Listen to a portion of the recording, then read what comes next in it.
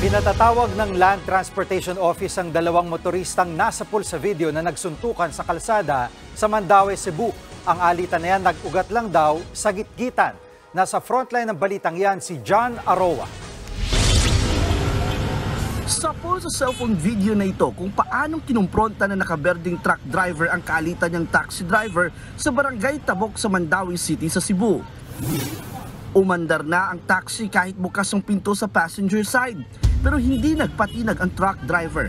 Pumasok pa siya at pinagsusuntok ang taxi driver nang mapahinto ang taxi.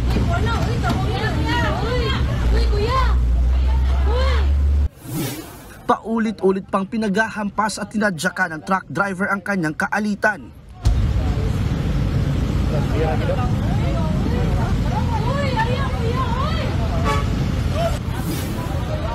Maya-maya, bumaba na rin ang taxi driver at nagsuntukan na sila sa gitna ng kalsada.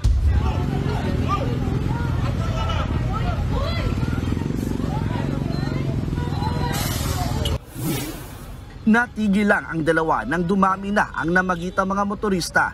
Dumating din ang ilang mga nagpapatrulyang pulis.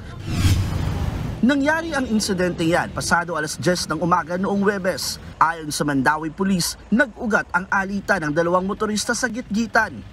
Siguro during this daytime is medyo matraffic, so yun nga, ang nangyari, naggalit itong truck driver kasi after na-overtake ng taxi driver, nag-ano siya ng dirty finger.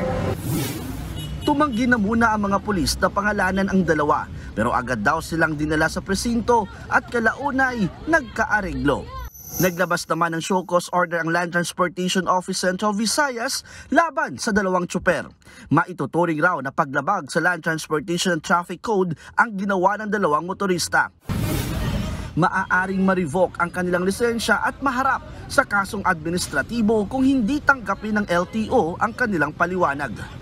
Nagbabalita mula sa frontline, John Aroa, News 5. Mga kapatid, Jiggy Manikad po, iba na ang may alam at may pakialam sa panahon ngayon.